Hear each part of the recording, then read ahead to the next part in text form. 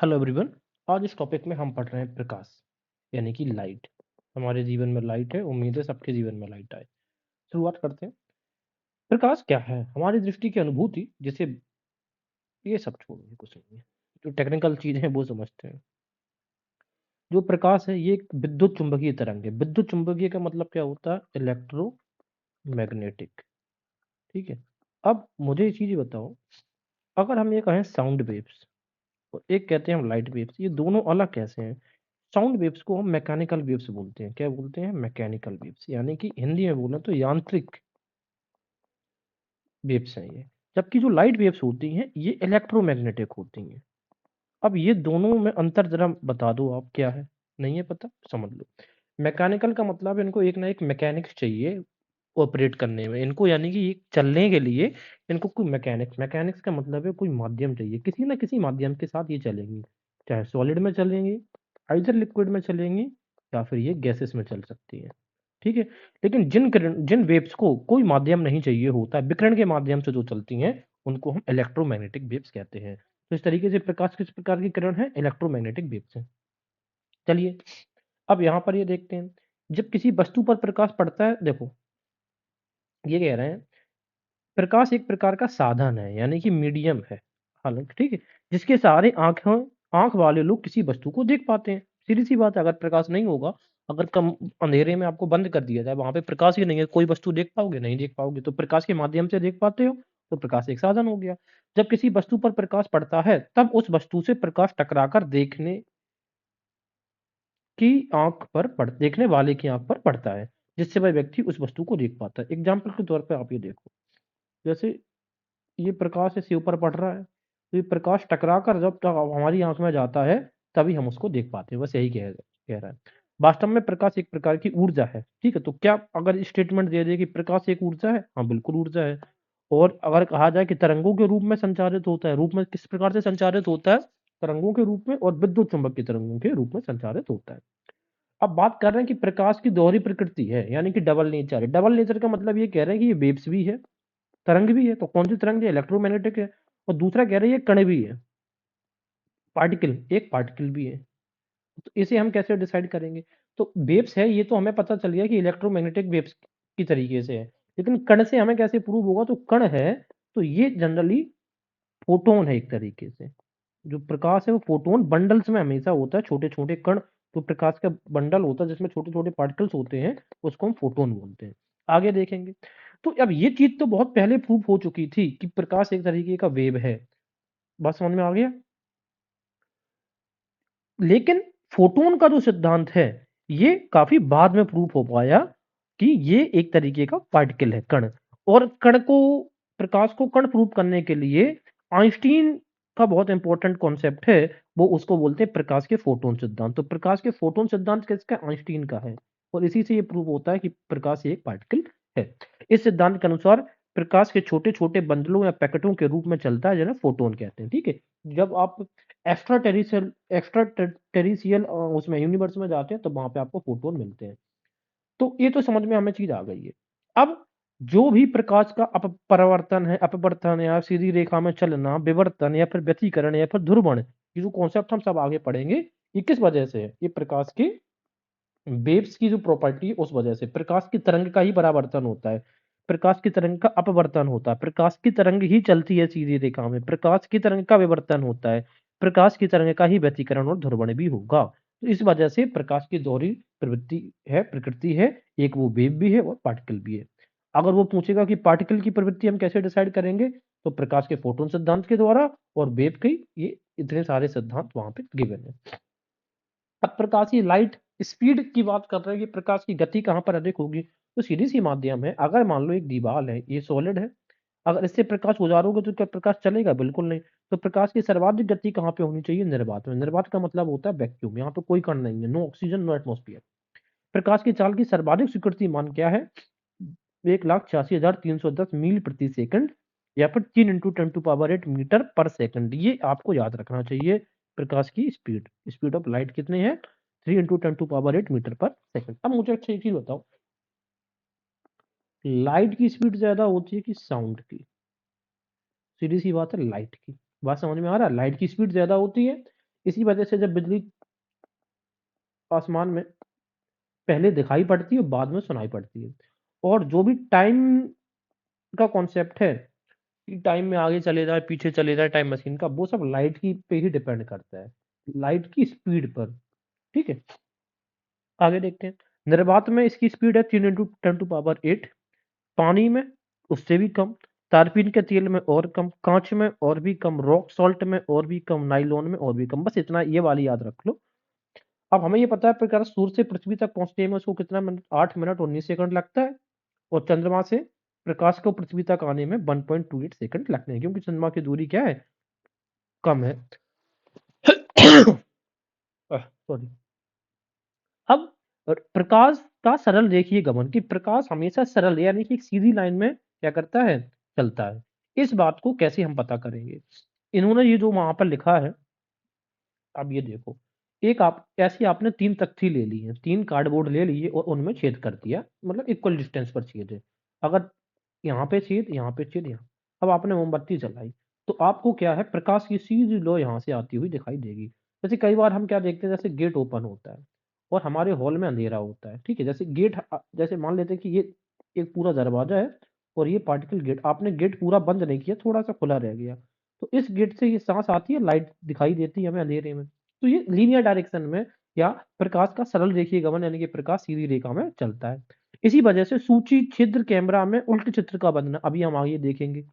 विभिन्न प्रकार की छाँवों का बनना, जो वेरियस टाइप की जो छाया बन जाती है, परछाई बन जाती है, वो सब किस वजह से? इसी वजह से है ना।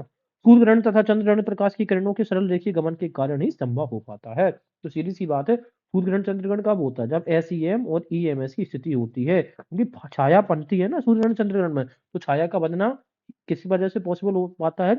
रेक्टिलाइनियर प्रोपगेशन ऑफ लाइट यानी कि प्रकाश का सरल रेखीय गमन की वजह से।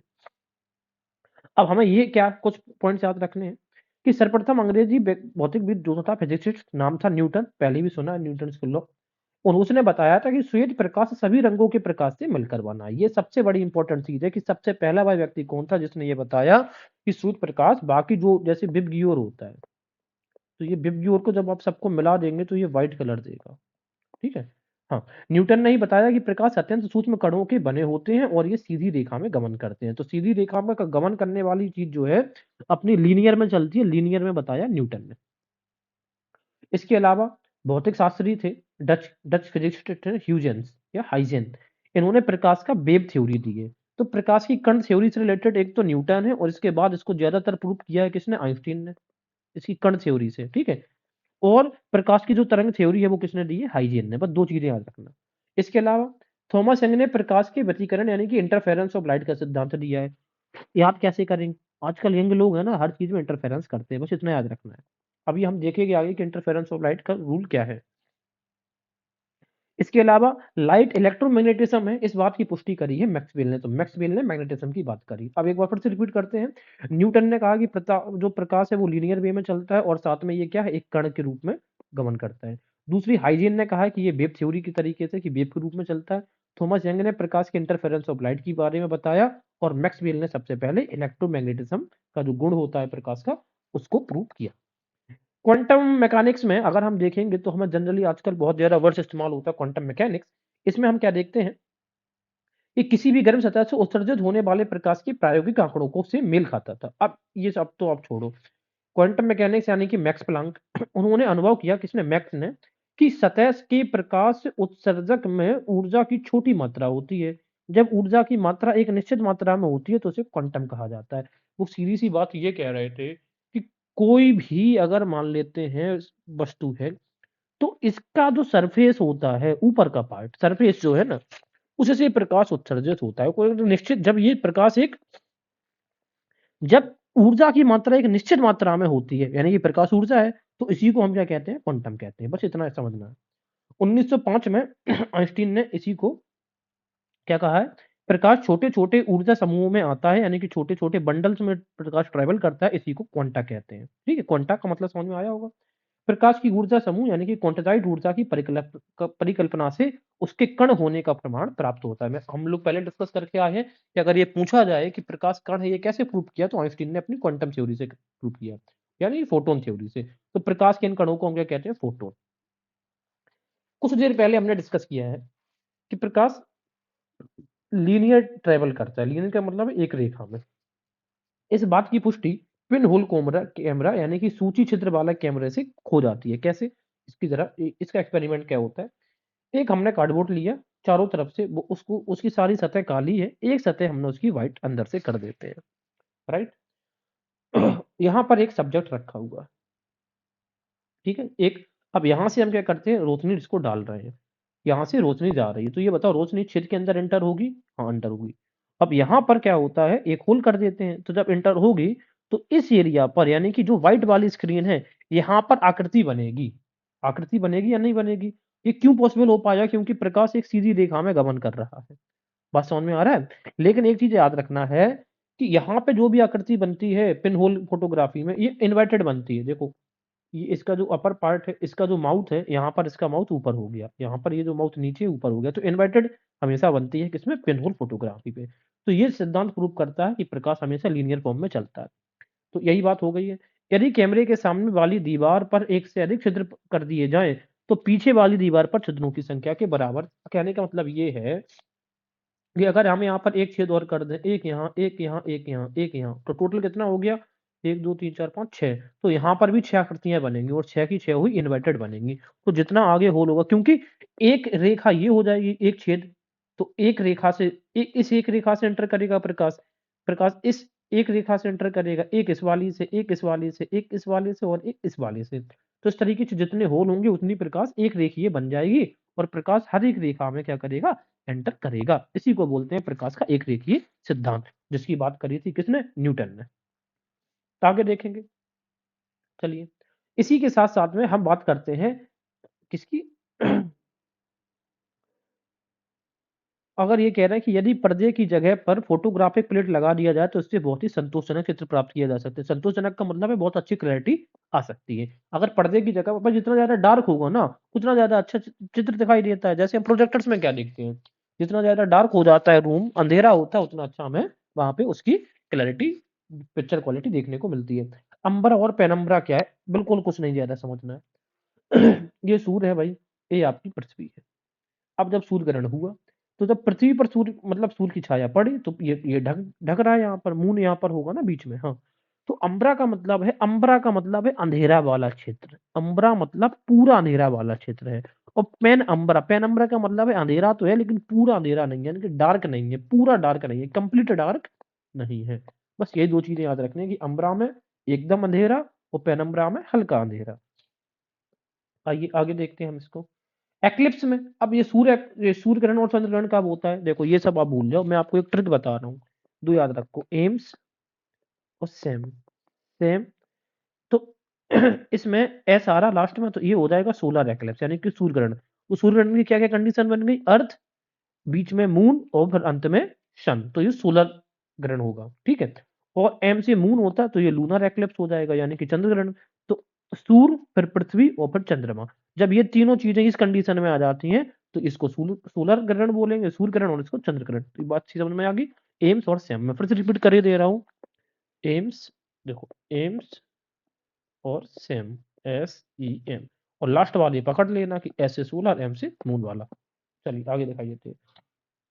तो एक टॉपिक हमने प्रकाश का कवर किया, दूसरा प्रकाश का परावर्तन क्या है, ठीक है ना। आप इसको जितना अच्छे से आप हिंदी समझ लो, रिफ्लेक्शन रिफ्लेक्शन तो समझते हो कि नहीं समझते हो?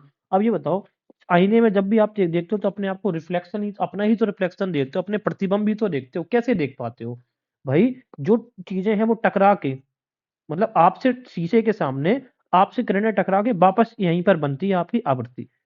अब ये जरा देख लेते हैं, देखो इसे जरा समझते हैं। ये एक प्लेन होता है, जो भाई बिल्कुल नहीं पढ़ा है फिजिक्स ना, उन्हीं के लिए बता रहा हूँ। ये एक प्लेन है, प्लेन का मतलब है कुछ भी सरफेस है, प्लेन होना चाहिए, ठीक है। ये नहीं होना चाहिए कि ये वाला पार्ट उठा दिया, ये वाला नीचा कर दिया, नहीं, प्लेन सरफेस होना चाहिए दोनों तरफ से, राइट। अब इसके बाद इंसिडेंट रे, इंसिडेंट का मतलब क्या होता है, मुझे एक चीज आप ये बताओ, ठीक है। इंसिडेंट का मतलब क्या है? इंसिडेंट इन हो रही है, सीधी सी बात ये है। इंसिडेंट का, इन का मतलब क्या होता है? जो रे आ रही है, इनका मतलब ऐसे समझो, इनका मतलब क्या होता है? इन अंदर आ रही है। तो ये प्रकाश की आ रही है, तो जब ये सरफेस से टकराती, मतलब जैसे ही ये टकरानी है, ठीक है, तो ये क्या है, ये इसी डायरेक्शन में वापस जाती है। नॉर्मल कंडीशन में तो ये होता है, ऐसे सीधी जानी चाहिए थी, लेकिन क्या होता है कि इंसिडेंट रे ये टकरा के, ये यहाँ पे इस पॉइंट पे ओ पे टकरा के और वापस लौट जाती है। तो एक चीज ये समझो, जिस एंगल से ये आ रही है इंसिडेंट रे, जब ये रिफ्लेक्ट होगी तो उसी उतना ही एंगल बनाएगी। कहने का मतलब है, जो इंसिडेंट रे का एंगल है ये वाला, है ना, ये तो 90 डिग्री अभिलंब हो गया ना, परपेंडिकुलर। और ये वाला जो एंगल है, ये दोनों ही, इसका रीड जो एंगल होगा, ये दोनों का मान जो होगा, इनकी वैल्यू क्या होती है, बराबर होगी। तो रिफ्लेक्शन का नियम ही क्या है, पहला नियम ये है कि यहाँ पर देखना क्या कह रहे हैं कि परावर्तन कोण के आपतन कोण यानी कि एंगल ऑफ इंसिडेंस और किसकी एंगल ऑफ रिफ्लेक्शन के बराबर होता। तो इन वाला एंगल ये है और रिफ्लेक्शन वाला एंगल ये, तो ये दोनों कैसे होंगे, बराबर होंगे। ये लगभग, अगर ये 45 डिग्री है तो ये भी 45 डिग्री होगा। अगर इन केस ये 60 डिग्री से कोई किरण आ रही है, तो ये जब दूर जाएगी, रिफ्लेक्ट करेगी, तो भी 60 डिग्री एंगल बना के ही दूर करेगी। बात समझ में आ रहा है? अब जैसे आप ये यहाँ पे आप लेके आओगे, तो ये यहाँ इस तरीके से रिफ्लेक्ट हो जाएगी। बात समझ में आ रहा है? ओके। अच्छा, दूसरी तो पहली शर्त हमने समझ ली लॉ ऑफ रिफ्लेक्शन की। प- परावर्तन का पहला नियम ये है, आने वाली जो रे का एंगल होगा और इस जाने वाली रे का एंगल होगा, ये बराबर होगा, तभी ये रिफ्लेक्शन बनेगा, अन्यथा नहीं बनेगा। दूसरा क्या है, आपतित किरण आपतन बिंदु पर अभिलंब तथा परावर्तित किरण एक ही समतल पर होते हैं। वो कुछ नहीं कह रहा, वो कह रहा इंसिडेंट रे आ रही है और जो रिफ्लेक्शन हो रहा है, ये एक ही समतल बिंदु पर होने चाहिए, यानी कि प्लेन, एक ही प्लेन होना चाहिए। ये नहीं हो कि ये वाला पार्ट बहुत उठा हुआ हो और ये वाला पार्ट बहुत नीचे हो, नहीं, इट इज नॉट पॉसिबल। दो कंडीशन समझ में आ गई, चलो छोड़ दो। अब हम बात करते हैं प्लेन मिरर। प्लेन मिरर का मतलब होता है सादा कांच, जिसमें हम लोग अपना दिन भर अपना शकल बैठ के देखते हैं। अब ये है, देख लो भाई, ये है आपका, ये है प्लेन मिरर। इसके बारे में एक एक चीज जरा समझा दे रहा हूँ, ठीक है ना। अब जैसे ये शीशा मान लो, इमेजिनेशन थोड़ा बढ़ानी पड़ती है फिजिक्स में। और ये जो दिख रहा है, ये पीछे कलर है, मतलब अगर कई बार देखा होगा ना, अगर कांच से कलर निकल जाए तो दिखाई नहीं देता है। ऐसे विंडोज वगैरह में हम कैसे कांच लगवाते हैं, कलर नहीं होता है ना, तो आर पार का दिखाई दे देता था। इसी वजह से एक साइड से हमें दिखाई देता रहा, इस वजह से इसमें कलर हो गया। मान लेते हैं कि एक आपने इसको कलर पेंट किया हुआ है, ठीक है।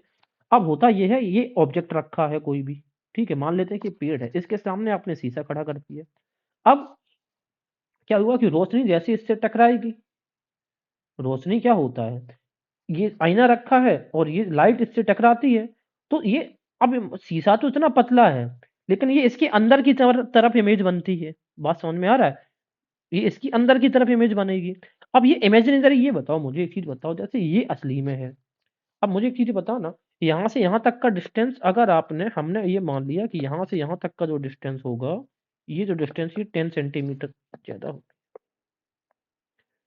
हाँ, ये जो इन दोनों के बीच में डिस्टेंस है 10 सेंटीमीटर। तो लॉ ऑफ फिजिक्स ये कहता है कि जो आईने में हम लोग शक्ल देखते हैं ना अपनी, आईने में, वो भी यहाँ से इतना दूर जो होगा, एक्चुअल में ये 10 सेंटीमीटर ही है। जितना दूर रियल में ऑब्जेक्ट ऑब्जेक्ट रखा है, उतना ही अंदर, उतनी ही डिस्टेंस पर उसकी इमेज बनती है। तो हमें जो इमेज दिखाई देगा, वो हमें इसी की जैसी इमेज दिखाई देगी।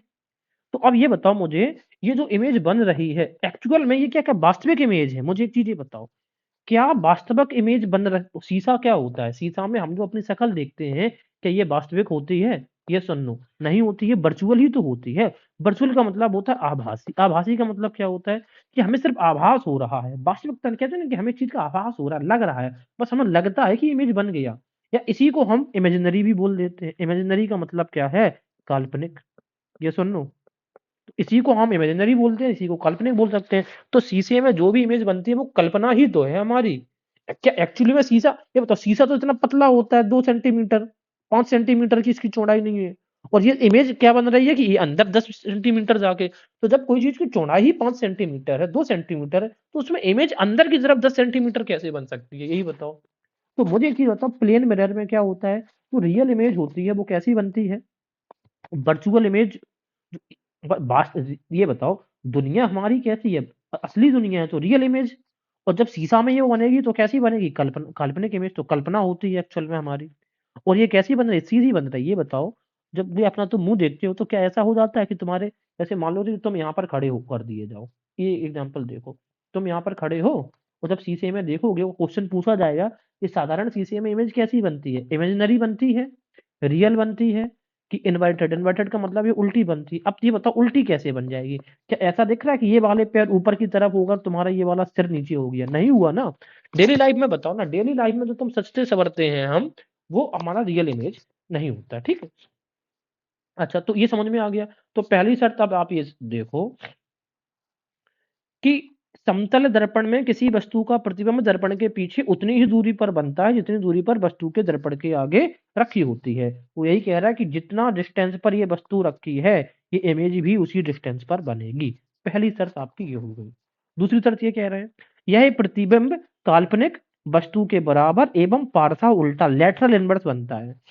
अब आप क्या कहोगे? काल्पनिक तो हमने बताया था, और ये इसकी जो हाइट दिख रही है, देखो हाइट दोनों की बराबर दिख रही कि नहीं दिख रही? तो ये हाइट के बराबर बनता है। अगर आप 6 फीट के हो तो अपनी इमेज भी 6 फीट की दिखेगी, और अगर आप कोई भी आपके बगल में 4 फीट का व्यक्ति खड़ा होगा तो वो 4 फीट का ही तो ना दिखेगा, क्या 10 फीट का बन जाएगा?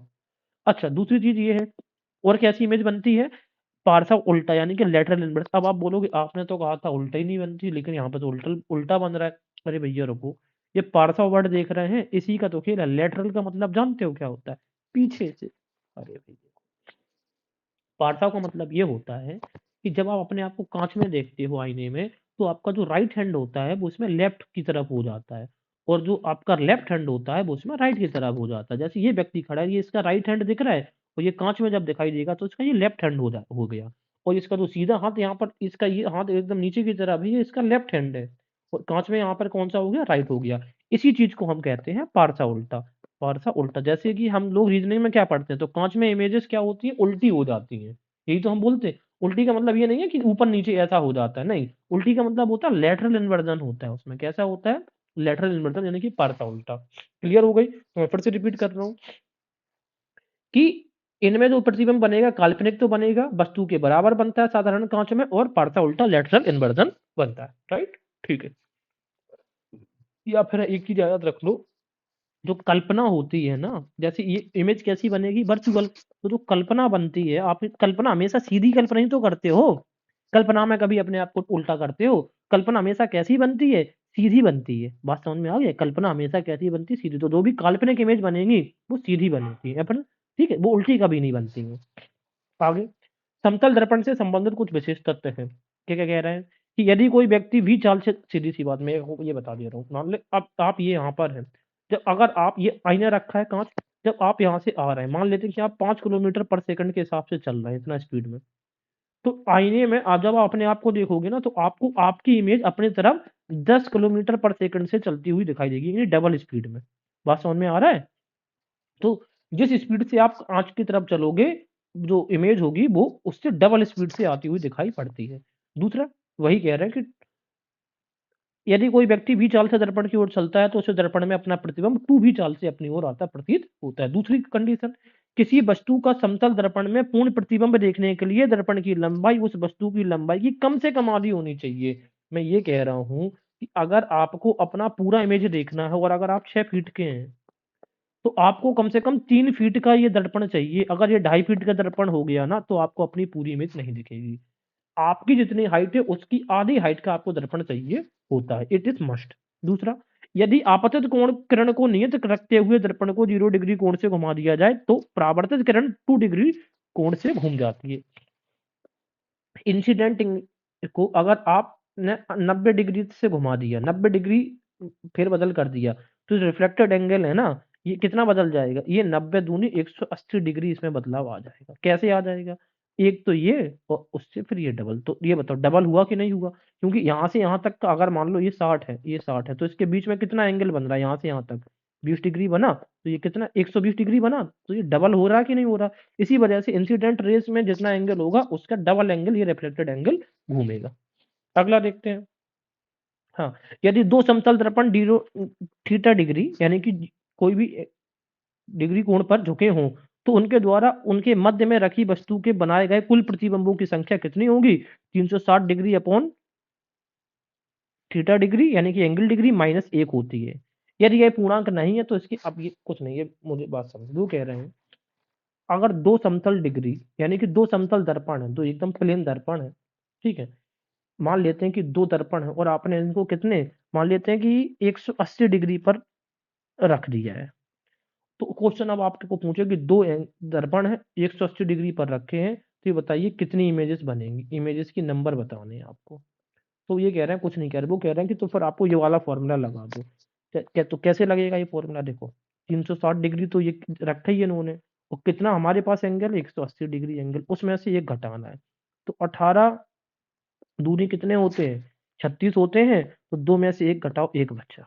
ठीक है, तो इसी से एक क्वेश्चन बना रहे हैं, ये कह रहे हैं कॉन्सेप्ट कि इस प्रकार समकोण पर झुके दो दर्पण, कि दो दर्पण है आपने 90 डिग्री पर रख दिए उनको, तो फिर ये बताओ कितनी इमेजेस बनेंगी। तो ये बताओ 360 डिग्री है और कितने एंगल पर रखा है, 90 एंगल पर रखा है, माइनस 9 चौको 36, 4 माइनस 1 बराबर कितनी, 3 इमेजेस बनेंगी। अब आप कहोगे कि आपने उल्टा सीधा बता दिया, चलो भैया मत मानो, ये देख लो हमारा, ये एक दर्पण है, दूसरा दर्पण ये है, कितने एंगल पर रखा है बताओ, ये 90 डिग्री पर है कि नहीं है, आपस एक दूसरे के लंबवत हैं, हाँ या ना।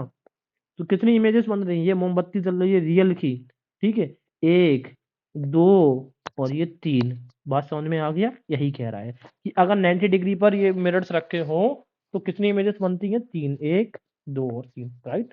चलो, हाँ, आगे देखते हैं, ये क्या है भाई, क्लाइडोस्कोप का बोलते हैं, इसमें ज्यादा कुछ याद नहीं रखना, बस इतना याद रखना, जो क्लाइडोस्कोप होता है इसमें 60 डिग्री का कोण बनाते हैं और तीन आयताकार शीशे होते हैं, तीन कांच होते हैं, तीन शीशा होता है सब, यानी कि तीन दर्पण होते हैं और 60 डिग्री का कोण बनाते हैं। तो देखो, जैसे के बनता है ऐसे 60 बनता है, सिक्स इसमें, ये वाले से याद रखना, के 60, ठीक है ना, और के से कितना, थ्री, तीन इसमें। जबकि पेरिस्कोप में सिर्फ दो समतल दर्पण होते हैं और 45 डिग्री का, तो पास है पेरिस्कोप, पास है 45 डिग्री और सिर्फ दो। स्पेरिकल मिरर का मतलब क्या होता है, स्पेरिकल स्पेयर गोलीय दर्पण, जो दर्पण गोल होते हैं। अब दर्पण दो प्रकार के हो सकते हैं, गोल, गोल वाले भी दो, एक तो ऐसे आकार का होगा ये वाला, और दूसरा होगा उठा हुआ, ठीक है। तो अब ये तो पता ही है कि कॉन्वेक्स कॉनकेव किसे कहते हैं, कॉन्वेक्स अवतल किसे कहते हैं, उत्तल किसे कहते हैं। तो अगर आपको कुछ पता नहीं हो कि कॉन्वेक्स उठा हुआ है कि नहीं है, सबके पास बाइक एक्टिवा या फिर फोर व्हीलर है, अपनी गाड़ी का याद करो, वो कैसे होता है, वेक्स होता है, ठीक है, कैसे होता है, उठा हुआ होता है, ये वाला पार्ट उठा हुआ है ना, यहाँ से इमेज दिखेगी, और ये वाले कलर्ड है, ठीक है। तो उत्तल दर्पण को अपसारी यानी कि डाइवर्जिंग मिरर भी कहते हैं, क्योंकि यहाँ में जैसी रेस जाती हैं तो ये दूर दूर तक फैलती है, इसी वजह से इसको क्या कहते हैं, डाइवर्जिंग। तो हमारी गाड़ियों में जो भी लिखा रहता है, सॉरी, हमारी गाड़ियों के साइड मिरर्स जो भी होते हैं वो सब कैसे होते हैं, कॉन्वेक्स मिरर होते हैं। तो कॉन्वेक्स मिरर होते तो डाइवर्जिंग मिरर कहा जाएगा। अच्छा, एक चीज याद रखना कि जो कॉन्वेक्स मिरर होगा इसकी प्रॉपर्टीज मिलेंगी कॉनकेव लेंस से, कॉनकेव लेंस से। कॉनकेव लेंस को हम डाइवर्जिंग लेंस कहते हैं। और अगर कॉनकेव मिरर की बात करेंगे तो कॉनकेव मिरर की प्रॉपर्टीज मिलेंगी कॉन्वेक्स लेंस से, उल्टा है इनमें, ठीक है ना, क्रॉस मल्टीप्लाई वाला संबंध है लेंस और मिरर्स में।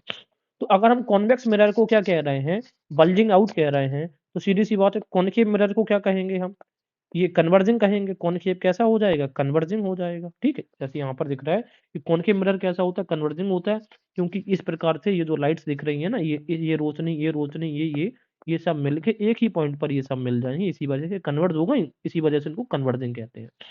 और इसकी प्रॉपर्टीज कैसे मिलेंगी, कॉनकेव मिरर की प्रॉपर्टी जो मिलेंगी वो मिलेंगी कॉन्वेक्स लेंस से, राइट। चलिए, अब आगे देखते हैं। अब ये क्या है, ये वाला देख लो, गोलीय दर्पणों की फोकस दूरी का सूत्र क्या है, 1/v plus 1/u equal to 1/f है। अब इसको कैसे हम याद करेंगे, इसे जरा समझो।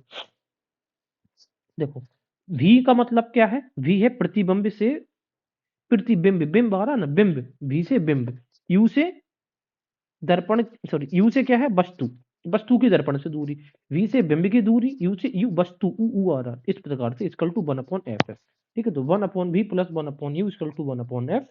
तो v है बिंब की दूरी दर्पण से, u है वस्तु की दूरी दर्पण से, और जो f है दर्पण की फोकस दूरी। अच्छा, अब फोकस दूरी की बात करें तो फोकस दूरी बराबर क्या होती है, वक्रता त्रिज्या अपॉन 2।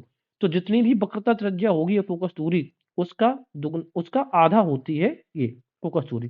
तो जो वक्रता त्रिज्या होती है, यानी कि सेंटर ऑफ कर्वेचर, उसका आधा कर दोगे तो फोकस दूरी। तो ये इनमें कैसा रिलेशन है, इनवर्स रिलेशन है, अगर ये बढ़ेगा ये घटेगा, ये घटेगा ये बढ़ेगा। चलो, आगे देखिए, मैग्निफिकेशन वही है कि वो बड़ा करना, आकृति को बड़ी करने, मैग्निफिकेशन। प्रतिबिंब की लंबाई और वस्तु की लंबाई के अनुपात के आवर्धन को कहते हैं, इसे हम m से प्रदर्शित करते हैं। छोड़ो। उत्तल दर्पण से बने प्रतिबिंब, उत्तल दर्पण से बने प्रतिबिंब यानी कि हमारी गाड़ियों से जो बने प्रतिबिंब है उनकी बात कर रहे हैं। ये दिख रहा है, ये दिख रहा है, और ये क्या हो रहा है, ये टकरा के दूर दूर की तरफ भागते हैं, ठीक है ना। इस प्रकार से इनको डाइवर्जेंट बोलते हैं। तो उत्तल दर्पण में कैसे प्रतिबिंब बनते हैं, एक तो अपसारी बनते हैं, अपसारी का मतलब डाइवर्जेंट। इस उत्तल दर्पण को हम अपसारी दर्पण भी कहते हैं और उन्नतोदार भी कहते हैं। उन्नतोदार क्यों कहते हैं, कि इसका एक भाग ये उठा हुआ होता है, ये देख रहा है उठा हुआ पार्ट है ना। जैसे ये देख रहा है, ये उठा हुआ पार्ट दिख रहा है, ये वाला। हाँ। तो इसके में कैसे प्रतिबिंब बनते हैं, अब गाड़ी में बताओ कैसे प्रतिबिंब बनते हैं, बताओ। काल्पनिक बनता है कि नहीं, जो चीज ये बताओ। अब ये पेड़ एक्चुअली में पीछे होगा इसके, जहां से गाड़ी चल रही है, तो इस पे जो बन रहा है क्या रियल में पेड़ है, ये नहीं है, इमेजिनरी है, तो काल्पनिक है। लेकिन पेड़ जैसा दिखता है वैसे ही तो सीधा दिख रहा है। लेकिन ये बताओ, ये पेड़ की हाइट तो बहुत होगी, लेकिन इसमें कैसा दिख रहा है, छोटा दिख रहा है। तो काल्पनिक, सीधा एवं छोटा, सीधी सी बात है। प्रैक्टिकल चीजें, फिजिक्स में प्रैक्टिकल ही चलता है। तो जो हमारे रियर व्यू मिरर होता है उसमें हम उत्तल दर्पण का उपयोग करते हैं, उसी से हम सारी चीजें लगा लेंगे कि कैसे कैसे निकल आता है मिरर। अब हम बात करते हैं कॉनकेव में, यानी कि अवतल में। तो अवतल दर्पण हम जहाँ पे इस्तेमाल करेंगे, क्योंकि इसको कन्वर्जेंस बोलते हैं। तो जहाँ पर एक ही बिंदु पर हमें फोकस चाहिए, एक ही बूंदी पर हमें दर्पण का फोकस चाहिए, वहां पर जैसे लाइट है, ये वाली लाइट आप देख रहे हो, ये। हाँ, इसमें बड़ी फ़ोकस दूरी वाला अवतल दर्पण दाढ़ी बनाने में काम होता था, क्योंकि दाढ़ी में हमें छोटी-छोटी चीज़ें देखनी होती है ना, कि कहीं कट-वट ना लग जाए। तो फ़ोकस के लिए जहाँ पे भी फ़ोकस आएगा वो कॉनकेव मिरर होगा। आँख, कान एवं नाक के डॉक्टर को फ़ोकस चाहिए होता है, जब वो टीएनटी का डॉक्टर होता है, कोई जाँच करता है। गाड़ी की हेडलाइट तो एक देखते हैं, एकदम बना हुआ प्रकाश हमारी हेडलाइट्स देती है। उसी तरीके से सोलर फोकस, एक ही जगह पर हमें क्या चाहिए, फ़ोकस चाहिए, तभी उसको एनर्जी मिलेगी। अच्छा, ये तो रियर व्यू के अलावा और कहाँ पर इस्तेमाल होता है, ये उत्तल दर्पण, ये यहाँ पे ये लाइट में, क्योंकि लाइट को दूर-दूर तक फैलाता है ना? इस वजह से। जो स्ट्रीट लाइट्स होती हैं, उसमें भी कन्वेक्स मिरर का इस्तेमाल होता है। आगे देखते हैं। अब जो अवतल दर्पण है, इससे क्वेश्चन पूछते हैं कि इनकी इमेजेस बनेगी तो कैसे बनेगी? आइए चलो देख लेते हैं एक बार कैसे बनेगी।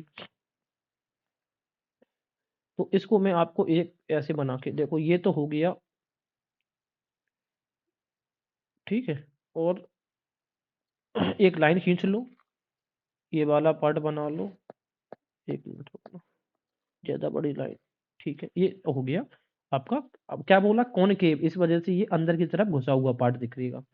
अब एफसीआई का नाम सुना है भैया, एफ, ये सी मान लो, ये आई, यहाँ पे इनफाइनाइट है, ठीक है। चलो, अब क्वेश्चन क्या है कि पहली इमेज अगर आपकी आई पर हो,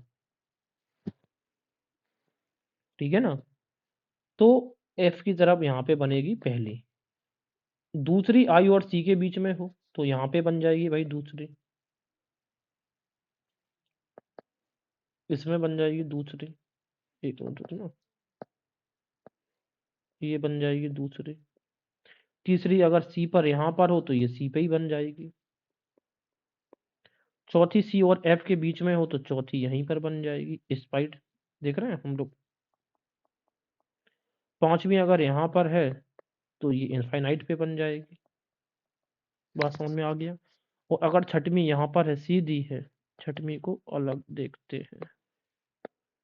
ये सिक्स जो है यहाँ पर है, तो ये सीधी ही बनेगी, ठीक है। कैसी बनेगी, ये यहाँ पे ऐसी सीधी बनेगी।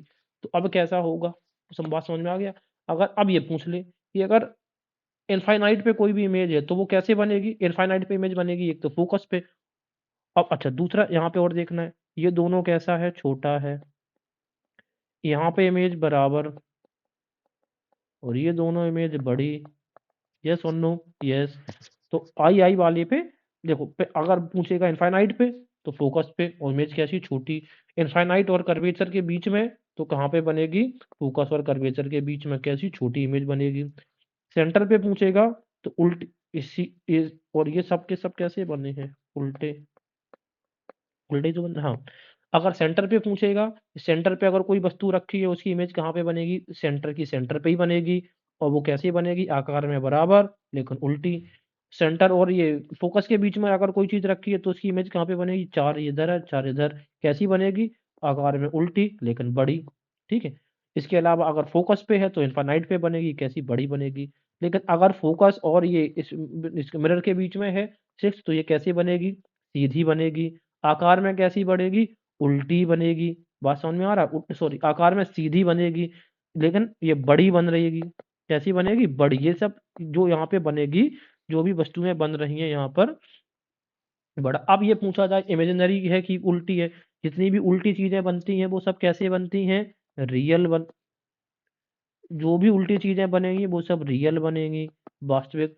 और जो भी सीधी बनती हैं, इमेजिनेशन कैसी होती है, इमेजिनेशन हमेशा सीधी होती है। तो ये वाली इमेज कैसी बनेगी, ये इमेज बड़ी बनेगी, ये इमेज काल्पनिक बनेगी यानी कि इमेजिनरी। और कल्पना हमेशा कैसी होती है, सीधी होती है। बस यही आपको बार बार प्रैक्टिस करके याद कर लेना, इससे अच्छा भैया तरीका नहीं है। राइट, चलिए अब आगे हम बढ़ेंगे। ये वाला टॉपिक हमने निपटा दिया। प्रकाश का अपवर्तन जरा समझते हैं, अपवर्तन क्या होता है। हिंदी का एक शब्द होता है अप। अप का मतलब होता है दूर जाना, अप का मतलब होता है दूर जाना। उप का मतलब होता है पास। ठीक है, अपस्वर उपस्वर पढ़ के आए हैं। तो अपवर्तन का मतलब होता है विवर्तन, गमन। अब ये जरा समझो, पहले तो ये समझो कि विरल माध्यम और सघन माध्यम जैसी चीज क्या है। विरल का मतलब कई बार हम वर्ड बोलते हैं ना, बिरला, यानी कि वो कम घना हो या इतने दूर पार्टिकल्स हो। और इस सघन का मतलब होता है बहुत अधिक घना, बिल्कुल पास पास पार्टिकल हो। अब मुझे एक चीज बताओ, ये सब तुम छोड़ो, दो चीज बताओ। एक है एयर, एक है पानी, जल, अरे भैया वाटर, यही वाला वाटर। ठीक है, इन दोनों में से कौन सा घना है, ये तो ये घना हो जाएगा। इसको हम बोलेंगे ये डेंसर है, और इसको ये बोलेंगे ये लेस डेंसर है। अच्छा दूसरा बता दो, चलो जल है, फिर ये हो गया आपका क्या, मान लेते हैं कांच, कौन सा घना है, ये है ना, ठीक है। अच्छा ठीक है, एक है हॉट एयर, एक है कोल्ड एयर, बताओ कौन सा घना है, ये कौन सा, ये वाला घना है भाई, ये बिरला है। जो जितनी भी गर्म चीजें होती हैं वो हल्की हो जाती हैं, समझ में आ गया। इसी वजह से तो हमारी सांस भारी हो जाती है ना ठंडियों में, कोल्ड एयर की वजह से दिक्कत होती है लेने में। अब समझ में आ गया। तो घना माध्यम और सघन माध्यम एक ही बात होती है, और विरल माध्यम अलग बात। तो ये कह रहे हैं भाई, ये मुझे एक चीज बताओ, जितनी चीज कम होगी, अगर आपके ऊपर प्रेशर कम होगा तो उड़ने लग जाओगे कि नहीं, बिल्कुल। अब ये देखो आप, ये प्लेन है, कोई रोशनी कोई किरण यहाँ से आ रही है, उसको जाना तो चाहिए था ऐसा सीधा, लेकिन वो ऐसे जाने की बजाय वो ऐसे आके ऐसे मुड़ गई। तो इसका और इसका संबंध देखो, मैं फिर से कह रहा हूँ, इसका और इसका संबंध देखो। जाना तो चाहिए था सीधा, लेकिन ये जो अभिलंब है, अभिलंब का मतलब है जो फोकस मेन सेंटर है, उसकी तरफ को मुड़ी कि नहीं मुड़ी, इसी तरफ को मुड़ गई है, यहाँ से इस तरफ को मुड़ी, यस और नो, इस तरफ को आ गई है। तो इसी वजह से कहा जाता है जब कोई भी किरण विरल माध्यम, ये ऊपर है मान लेते हैं हवा है, और ये भरा है जल, तो जल सघन माध्यम हुआ, घना हुआ, ये विरल माध्यम हुआ। तो जब कोई भी किरण विरल माध्यम से सघन माध्यम की तरफ में जाती है, तो वो अभिलंब की तरफ मुड़ जाती है, की तरफ मुड़ जाती है।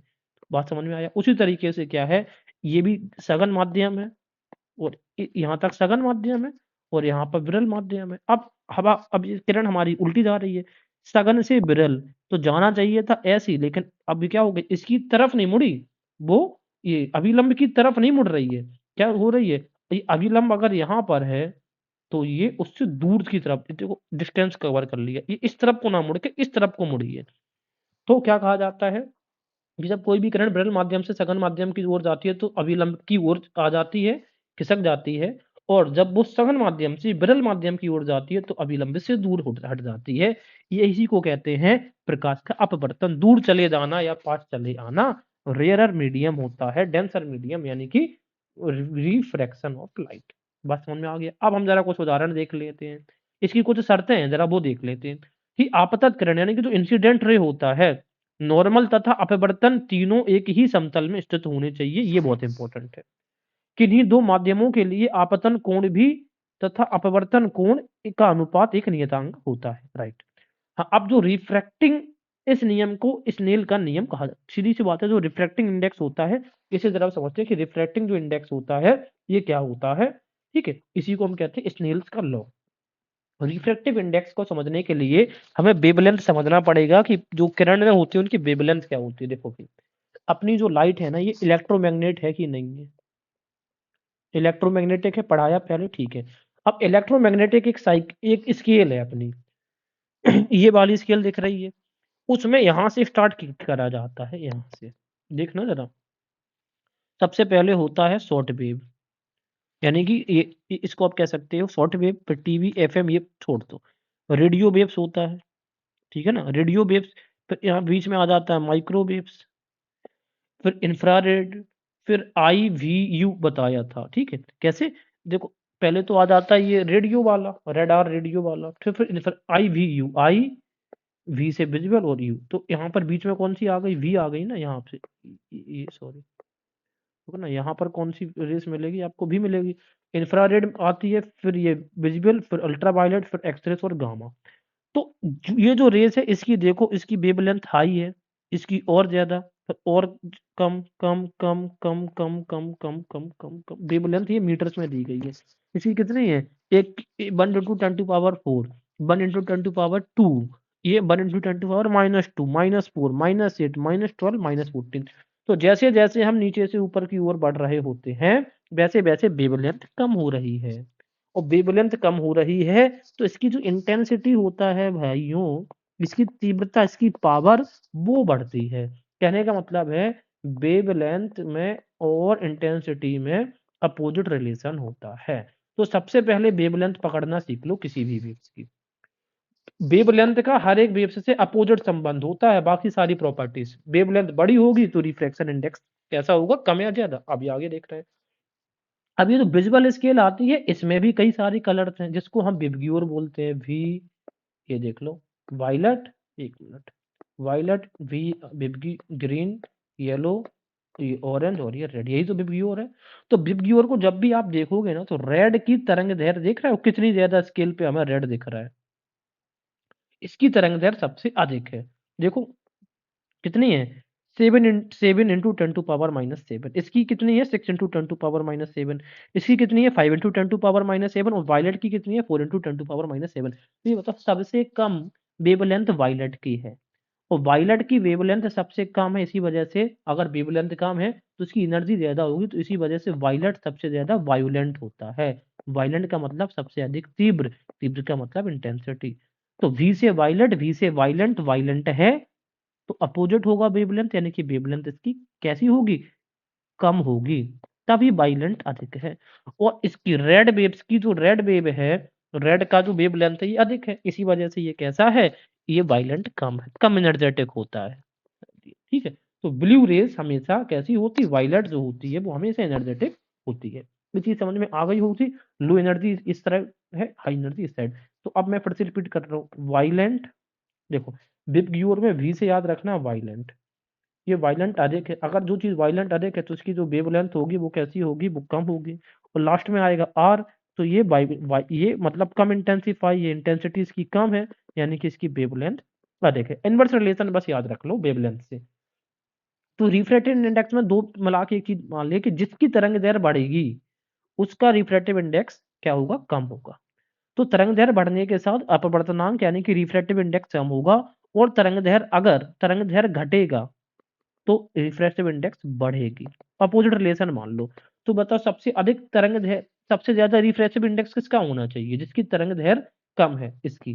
तो जो वायलेट है सबसे ज़्यादा यही तो रिफ्रैक्ट करेगा, यही तो चारों तरफ अभिलंबित से दूर हटेगा और ये रेड इसकी वेवलेंथ सबसे अधिक है।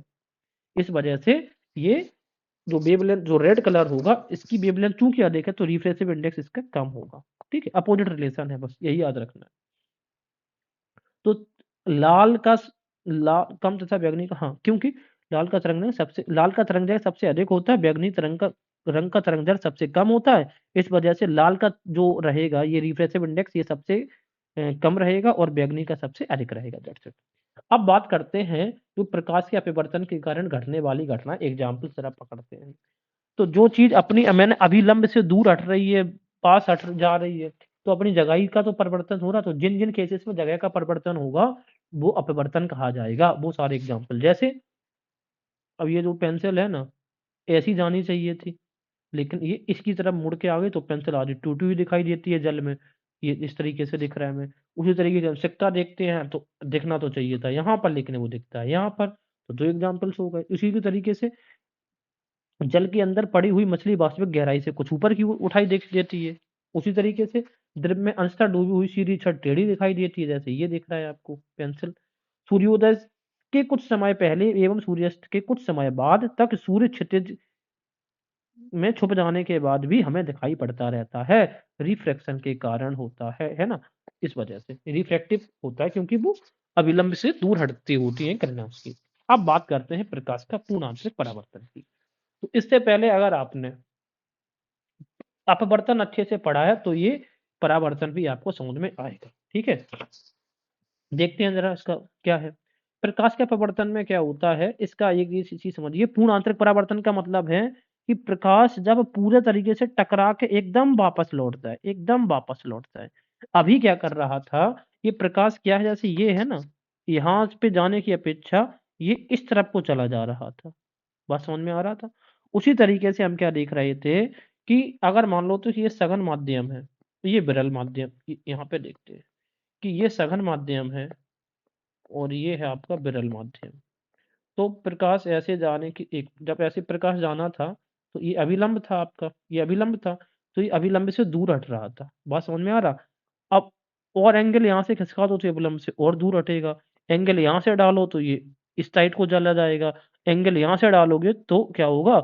अब ये टकरा कर ये एकदम नीचे की तरफ आएगा। तो कहने का मतलब ये है कि जो मान लेते हैं कि ये गिलास भरा है, ये डेंसर माध्यम है, डेंसर है ये, ठीक है? और ये विरल माध्यम है। तो जब भी किरण यहाँ से इस तरफ जाएगी, तो वो कितनी ज़्यादा, ये इसका अभिलंब है ना? तो वो कितनी ज़्यादा डाइवर्ट हो सकती है अपने पाथ से? तो वो मैक्सिमम 90 डिग्री तक, यानी कि जैसे ये गई और इस तरफ को, तो मैक्सिमम 90 डिग्री तक ही वो कोई चीज़ रिफ्लेक्ट हो सकती है। और जैसे ही ये यहाँ से जाके थोड़ा-सा भी यहाँ पर होने लग गई, तो ये अब देखो ये टकरा के वापस होने लग गई है। अभी तक क्या होती, ये इस तरीके से गई, यहाँ पे मुड़ गई, फिर ऐसे गई, यहाँ पे मुड़ गई, ऐसे गई, यहाँ पे मुड़ गई। इस तरीके कोई मैक्सिमम यहाँ तक जाएगी।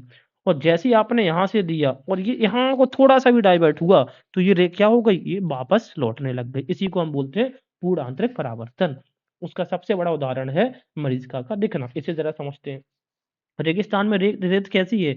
रेत होती है गर्म, तो इस यहाँ की जो जलवायु है वो भी गर्म हो गई है, एयर। ऊपर की जो एयर होती है वो ठंडी है, जैसे ब्लू दिख रही है।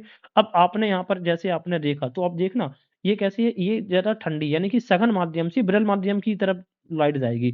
तो जैसे ही सरल माध्यम से जानी तो चाहिए तो उसको ऐसी, लेकिन ये कैसे, ऐसे करके ये यहाँ से वापस चली जाएगी। बात समझ में आ रहा है? ठीक है? तो उसको जानी तो चाहिए तो ऐसी, सॉरी, हाँ। देखो, ये कैसे है? ये आपका है क्या, मान लेते हैं फ़ोकस जो मेन अभिलंब है, यानी कि परपेंडिकुलर तो यहाँ पर दिख रहा है हमें। तो अब क्या करेंगे, जैसे ये इस तरीके से एकदम चली जाती, लेकिन ये क्या हो गई, अभिलंब है, अभिलंब से दूर हट रही है। तो अभिलंब से ये दूर हटी, ठीक है? फिर से अभिलंब से इसकी अब की बार में क्या है, अब आप अगर फिर से डालोगे, बात समझ में आ रहा है? तो अब ये अभिलंब से और दूर हट जाती है। फिर से जब नज़र आएगी तो अभिलंब से और दूर हट गई। फिर से डालोगे तो अभिलंब से और दूर हट जाती है। तो एक टाइम करते-करते क्या होगा कि ये क्या होगा, जब भी यहाँ से सूर्य आएगा, यानी कि जब भी आप इसको देख रहे होते हैं, तो ये रिफ्लेक्ट होके वापस इसकी आँखों में हमें दिखाई देना लगता है। तो मरीचिका का जो साइन होता है वो टेढ़ा दिखाई, मतलब उल्टा दिखाई बनेगा। तो फॉर्मेशन ऑफ इंफीरियर इमेज। तो यही उसका एग्ज़ाम्पल है और कुछ हमें ज़्यादा कुछ करना नहीं। तो अपवर्तन कोण का अनुमान है 90 डिग्री से अधिक नहीं हो सकता, ये चीज़ हमेशा याद रखना, ठीक है? बताया था ना, इससे ज़्यादा नहीं हो सकता। इसमें प्रकाश का अपवर्तन बिल्कुल नहीं होता है, 100% पूर्ण आंतरिक परावर्तन होता है। इसी वजह से इसको पूर्ण आंतरिक परावर्तन कहा गया है। उदाहरण क्या है इसके? उदाहरण तो पहला उदाहरण यही है कि हीरा अत्यधिक चमकता है। दूसरा, रेगिस्तान में मरीचिका मिराज तथा ठंडे देशों में मरीचिका लूमिंग का दिखाई देना, अभी पढ़ा हमने। काँच का चटका हुआ भाग चमकीला दिखाई देता है। पानी में पड़ी हुई प्रश्नावली चमकीली दिखाई पड़ती है। जो भी चमकीली चीज़ दिखाई दे, और प्रकाशीय तंतु यानी कि ऑप्टिकल फाइबर्स। ऑप्टिकल फाइबर्स आप यहाँ पर दिख रहा है, ये यहाँ पे डाइवर्ट होके पूरा जाता है, ठीक है? एंडोस्कोपी में ये ऑप्टिकल फाइबर का प्रयोग किया जाता है। तो चलो ये सब हमने देख लिया है, ये हो गया अपना ऑप्टिकल फाइबर्स तक अपना निपट गया है, ठीक है? अब हम अगले टॉपिक में ये प्रकाशिक तंतु के उपयोग ज़रा देख लेते हैं। विद्युत संकेतों को प्रकाश संकेतों में बदलकर प्रेषित करने के अभिग्रहण करने में होता है। शरीर के अंदर जो लेज़र किरणों को भेजने में। इसके अलावा प्रकाश संकेतों के संचार में, मनुष्य के शरीर के आंतरिक भागों के परीक्षण में। और इसके अलावा एंडोस्कोपी में, ठीक है ना? जो पेट से संबंधित समस्याएँ होती हैं तो उनमें एंडोस्कोपी की जाँच करी जाती है। धन्यवाद इस वीडियो को देखने के लिए। अगला हम नेक्स्ट वीडियो में कवर करेंगे। Thank you very much.